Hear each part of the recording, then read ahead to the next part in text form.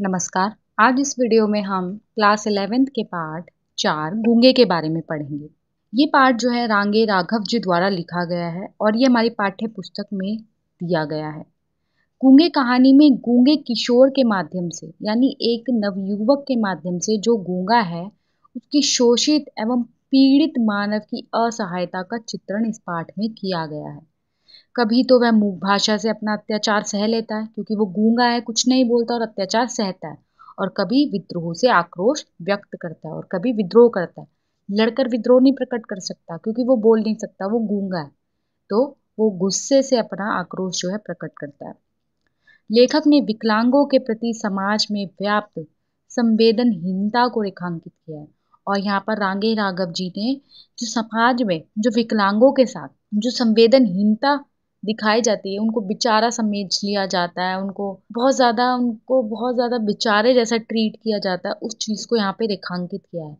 साथ ही ये भी बताने की कोशिश की है कि उन्हें सामान्य मनुष्यों की तरह समझना चाहिए व मानना चाहिए एवं उनके साथ संवेदनशील व्यवहार करना चाहिए, लेकिन उनको बेचारा नहीं समझना चाहिए। उनको सबके जैसा मानना चाहिए कि जैसे हम लोग हैं वैसे वो लोग भी एग्जिस्ट करते हैं, ताकि वे इस दुनिया में अलग थलग ना पड़ने पाए और वो अपने आप को किसी से कम ना समझे। क्योंकि जब हम उनको बेचारा मान रहे बार बार बार बार बार बार, और उनके अंदर एक हीन भावना जागृत होने लगती है और उन्हें ऐसा लगता है कि हम इस दुनिया में कुछ कर ही नहीं सकते हैं। तो यहाँ लेखक ने उस गूंगे बालक की संवेदना को उभारा है। जो गूंगा बालक है वो मानवीय गुणों से ओतप्रोत हो, उसके अंदर मानवीय गुण है जो भरे हुए हैं। वह पेट पालने के लिए चोरी नहीं करेगा, भीख नहीं मांगता, मेहनत करता है, श्रम करता है।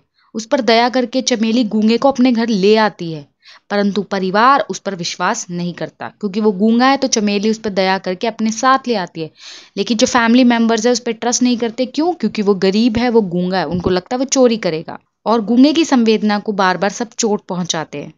लेखक ने कहा है कि समाज के जो लोग संवेदनहीन हैं, जिनके अंदर इमोशंस नहीं है, वह भी गूंगे और बहरे हैं क्योंकि अपने सामाजिक दायित्वों के प्रति वे सचेत नहीं हैं। यानी जिनके अंदर इमोशंस मर गए हैं, जो सबको इक्वली नहीं देखते, इक्वालिटी सबको एक नहीं समझते हैं, उनके साथ भेदभाव करते हैं कि ये गरीब है तो चोर है, या ये गूंगा है, ये विकलांग है तो ये गलत है।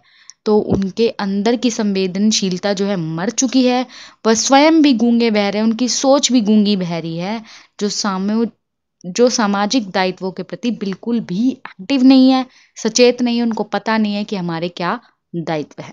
तो पाठ की ओर बढ़ने से पहले हम इस पाठ के जो लेखक है रांगे राघव के बारे में कुछ महत्वपूर्ण तथ्यों पर बात कर लेते हैं। जो रांगे राघव है उनका जन्म जो है 1923 में आगरा उत्तर प्रदेश में हुआ था और 39 वर्ष की अल्पायु में ही यानी 1962 में ही उनकी मृत्यु हो गई थी। रांगे राघव की कुछ प्रमुख रचनाएं हैं जिनका नाम है राम राज्य का वैभव, देवदासी, समुद्र के फेन, अधूरी मूरत, इंसान पैदा हुआ, बोलते खंडर, मुर्दों का टीला आदि। साथ ही साथ इन्हें साहित्य अकादमी पुरस्कार से भी पुरस्कृत किया जा चुका है। अब हम पाठ की ओर बढ़ते हैं और पाठ को शुरू करने से पहले छात्रों मैं आपसे यही कहूंगी कि अगर आपने अभी तक चैनल को सब्सक्राइब नहीं किया है तो कर लीजिए, ताकि आगे आने वाले वीडियोस के अपडेट सबसे पहले आपको मिले। तो पाठ कुछ इस प्रकार है। गूंगा है, जन्म से बहरा है, अतः जन्म से गूंगा भी है। वह हाथ के इशारे से अपनी बात समझाता है। वह अपने हाथ के इशारे से बताता है कि जब वह छोटा था तभी उसकी माँ उसे छोड़कर चली गई क्योंकि उसका बाप मर गया था। पूछने पर वह पालने वाले के बारे में इतना ही समझा पाया कि वह उसे बहुत मारते थे। यानी वो सारी बातें जो है इशारे से कर रहा है चमेली के साथ, और वो बोल तो सकता ही नहीं है, तो इशारे से ही जो चमेली है उसकी बातों को समझ रही है। और वो यही समझ पाई है कि वो जन्म से ही गूंगा है, यानी बचपन से ही गूंगा है। उसके पापा मर गए थे तो उसकी माँ उसको छोड़कर चली गई, और जिन्होंने पाला वो उसे मारते बहुत थे। करुणा सभी को घेर लेती है और जो भी उसकी ये दास्तां सुन रहा होता है या समझ रहा होता है, सबको उस पर दया आ जाती है। वह बोलने की बहुत कोशिश करता है पर अस्फुट ध्वनियों के अलावा कुछ नहीं निकलता। अस्फुट ध्वनियां यानी ऐसी ध्वनियां जो भी प्रॉपर नहीं है, जो ठीक ढंग से बनी नहीं है। जिस प्रकार एक छोटा बच्चा है जिसको अभी बोलना नहीं आता, वो कुछ भी शब्द बोलता है, या आदिवासी इंसान है, अभी शब्दों को बनाना भी नहीं उसने सीखा है, तो इस प्रकार के उसके शब्द हैं। क्योंकि वो गूंगा है, वो चिल्ला रहा है, वो चीख चीख के अपनी बातों को, चीखना है मतलब वो कोशिश कर रहा है बोलने की, और वो बहुत ज्यादा कोशिश करके अपनी बात को एक्सप्लेन करने की कोशिश कर रहा है। चमेली को पहली बार पता चला कि गले के काकल का कितना महत्व है।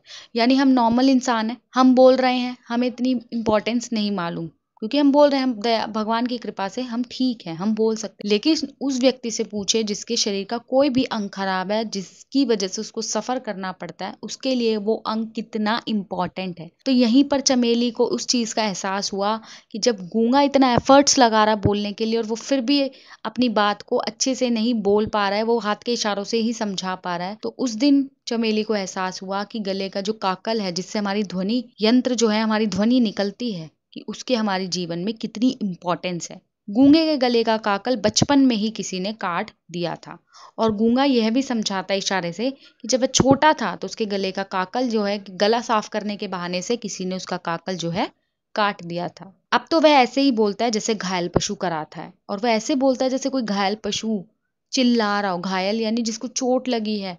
अब पशु भी नहीं बोल सकता, वो चीख कर या रुदन करके ही अपनी बात को समझा सकता है।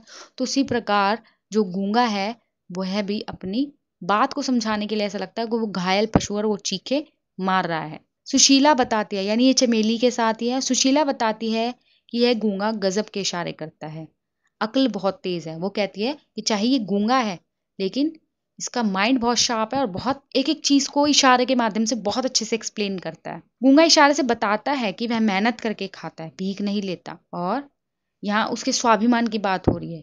जब उन्होंने उससे पूछा होगा तू कैसे खाता है, कैसे रहता है, अपना कैसे जीवन बसर करता है, कैसे अपना खाने पीने का करता है, तो वो बताता है कि मैं गूंगा जरूर हूँ, मैं गरीब जरूर हूँ, पर मैं चोरी नहीं करता, मैं भीख नहीं मांगता, मैं मेहनत करता हूँ और अपनी मेहनत से खाता हूँ। चमेली को की दशा देखकर रोना आ गया। चमेली जो है शुरू से ही भावुक रही है, शुरू से ही इमोशनल रही है, तो इसलिए ये सारी उसकी जो एफर्ट्स वो लगा रहा है, बोलने की कोशिश कर रहा है, इस सब में भी वो अपने स्वाभिमान की बात कर रहा है, तो इस पे चमेली को रोना आ जाता है।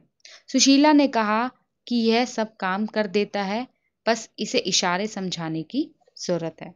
और सुशीला कहती है सारे काम कर देता है, बस इसको इशारे से समझाने की जरूरत है कि इसको क्या काम करना है, क्योंकि ये सुन तो सकता नहीं, तुम किसको कैसे बोलोगे क्या काम करना है, तो तुम्हें इशारे से इसको अच्छे से समझाना होगा कि क्या काम करना है। काम बहुत अच्छे से करता है। चमेली ने उससे पूछा हमारे यहाँ रहेगा। गूंगे ने 4 रुपए और खाना मांगा, और डिसाइड हुआ कि मुझे जो एज ए सैलरी 4 रुपए और मुझे खाना चाहिए। सुशीला ने कहा कि बाद में पछताओगी, और सुशीला ने उसको समझाया कि देख लो ये गूंगा बहरा है, इसको काम समझाने में, क्योंकि एक नॉर्मल आप नौकर रख रहे हो या सर्वेंट रख रहे हो, उसको आप नॉर्मल कह दो ये कर दो ये कर दो ये कर दो तो कर देगा, लेकिन इसको समझाना सबसे बड़े मेहनत का काम है। तो सुशीला उसको कहती है कि पछताओगी, पर चमेली को उस पर दया आ जाती है और उसने उसे नौकर रख लिया और दिन बीतने लगे।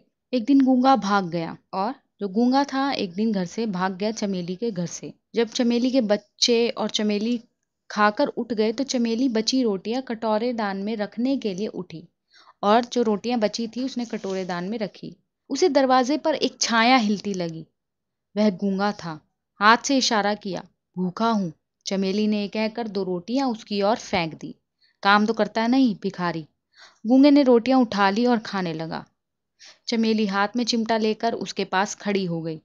उसने कठोर स्वर में पूछा, कहाँ गया था? गूंगा चुप रहा। चमेली ने एक चिमटा उसकी पीठ पर जड़ दिया, किंतु वह रोया नहीं। यानी चमेली उस पर अपना पूरा हक समझती थी। हक इन द सेंस कि वो उसको अपना मानती थी, और वो उसको बिना बताए घर से भाग गया था, तो वो उसके साथ क्रुद्ध भी थी, नाराज भी थी, इसलिए वो उसको डांट रही है, और उसने उसको गुस्से में चिमटा भी मार दिया। लेकिन जो गूंगा था वो रोया नहीं। लेकिन जब चमेली की आंख से आंसू जमीन पे टपक गया, तब उसको देखकर गूंगा भी इमोशनल हो गया, क्योंकि वो भी उसको अपनी एक माँ की तरह ट्रीट करता था। तो वो अपनी माँ को रोते हुए देखकर वो भी रो पड़ा। और फिर ये होने लगा कि गूंगा जब चाहे भाग जाता और फिर लौट आता। उसे जगह जगह नौकरी करके भाग जाने की आदत पड़ गई थी, और अब ये एक आदत बन गई थी। जब एक बार वो घर से भागा तो अब उसकी आदत बन चुकी है कि जब मन आता था वो घर से भाग जाता था, जब मन आता था वो घर में वापस आ जाता था। अब एक बार क्या हुआ कि चमेली का जो बेटा था बसंता, बसंता ने कसकर गूंगे को चप्पड़ जड़ दी और थप्पड़ मार दिया।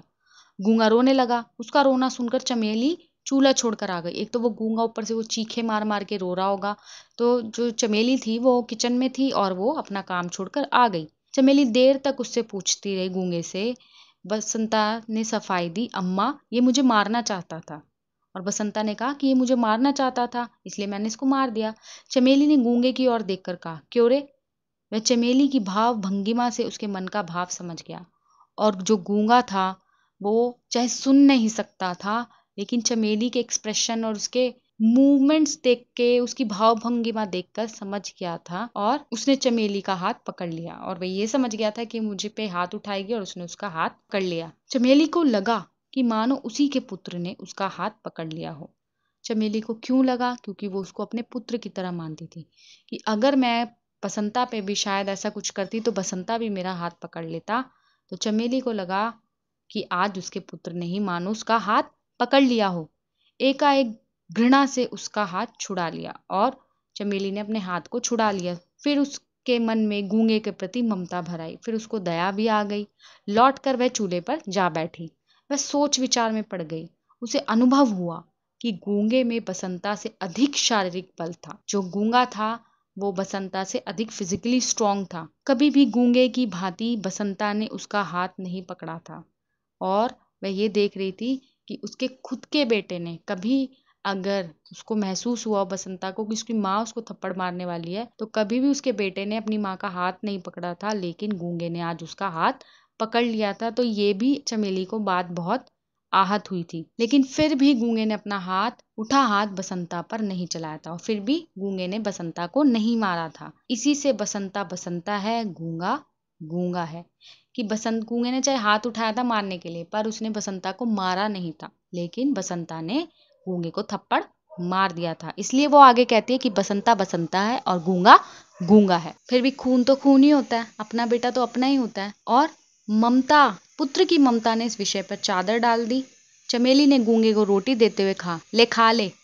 गूंगा इस स्वर की उपेक्षा नहीं कर सकता और इस स्वर की निंदा नहीं कर सकता, क्योंकि वो उसे अपनी माँ की बात मानता है। एक बार घृणा से विक्षुब्ध होकर चमेली ने गूंगे से कहा, यानी वो चिढ़ गई थी सारी चीजों से, क्योंकि उसके घर वाले भी उस पर ट्रस्ट नहीं करते थे और बार बार उसका घर में अपमान होता था, तो वो भी चिढ़ गई थी। उसने भी घृणा से विक्षुब्ध होकर चमेली ने गूंगे से कहा, क्यों रे, तूने चोरी की है? गूंगा चुप हो गया, उसने अपना सिर झुका लिया। चमेली क्रोध से कांप उठी। सोचा, मारने से तो ये ठीक नहीं हो सकता। अपराध को स्वीकार करा, दंड न देना ही शायद कुछ असर करे। और फिर कौन मेरा अपना है? रहना हो तो ठीक से रहे, नहीं तो फिर जाकर सड़क पर कुत्तों की तरह झूठन पर जिंदगी बिताए। क्योंकि अब इस बार क्या हुआ कि गूंगे के ऊपर चोरी का इल्जाम लग चुका है, और वो बार बार इन चीजों से फ्रस्ट्रेट हो चुकी है, क्योंकि कोई भी उसको अपना नहीं समझता है। चमेली अगर उसको अपना समझना भी चाहे तो अपने और पराये का अंतर तो बीच में आ ही जाता है। उसने आगे बढ़कर गूंगे का हाथ पकड़ लिया और दरवाजे की ओर इशारा करके बाहर निकल जाने के लिए कहा। गूंगा कुछ समझा नहीं, वह बड़ी बड़ी आंखें फाड़े हुए देखता रहा।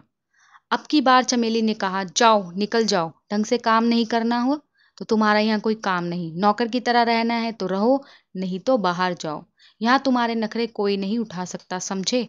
और उसने ये सारे शब्द वाक्य उसको कहते हुए घर से बाहर निकलने के लिए कहा। फिर चमेली क्रोध में आ गई और बोली, मक्कार, बदमाश, पहले कहता था भीख नहीं मांगता, और सबसे भीख मांगता है। रोज रोज भाग जाता है, पत्ते चाटने की आदत पड़ गई है। कुत्ते की दुम कभी सीधी ही नहीं होगी। नहीं रखना है हमें, जा तू इसी वक्त निकल जा। चमेली ने हाथ पकड़कर जोर से झटका दिया और गूंगे को दरवाजे के बाहर धकेल दिया। गूंगा धीरे धीरे वहां से चला गया। यानी अभी तक घर के सभी सदस्य उसका अपमान कर रहे थे, तो वो उसको सह जाता था, क्योंकि वो चमेली से प्यार करता था, चमेली को अपनी माँ की तरह मानता था।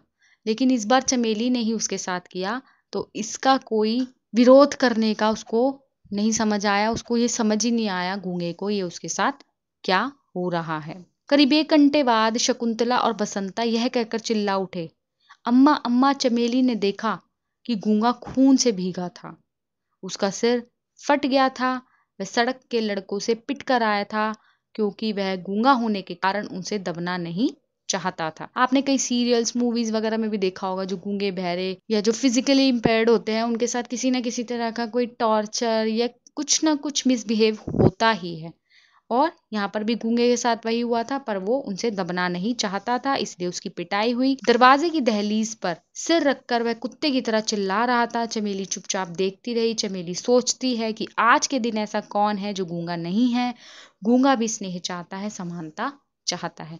और अंत में कहानी का यही निष्कर्ष निकलता है कि इस समाज में जो भी शोषण के खिलाफ आवाज उठाता है, जो शोषण कर रहे हैं वो भी गूंगे बहरे हैं, जो समाज में गलत चीजें होने के बाद भी मौन है, मौन धारण कर रखा है उन्होंने, वो भी गूंगे बहरे हैं, वो भी विकलांग है कि उनकी जो मानसिक सोचने समझने की शक्ति है, जो क्षमता है, वो काम करनी बंद कर चुकी है। और सब समानता चाहते हैं, चाहे कोई फिजिकली इम्पेयर्ड हो, गूंगा हो, बहरा हो, सब समानता का अधिकार चाहते हैं। तो इस प्रकार यहाँ इस पाठ की समाप्ति होती है। आशा है आपको ये पाठ बहुत अच्छे से समझ आया होगा। उसके बाद भी अगर आपको कोई दिक्कत या परेशानी हो तो आप कमेंट जरूर करें, मैं आपके कमेंट का रिप्लाई जरूर दूंगी। साथ ही साथ इस पाठ के प्रश्नोत्तरों की PDF भी आपको डिस्क्रिप्शन लिंक में मिल जाएगी। और आपने अभी तक मेरे चैनल को अगर सब्सक्राइब नहीं किया है तो सब्सक्राइब कर लीजिए, ताकि मेरे आगे आने वाले वीडियोस के अपडेट सबसे पहले आपको मिले।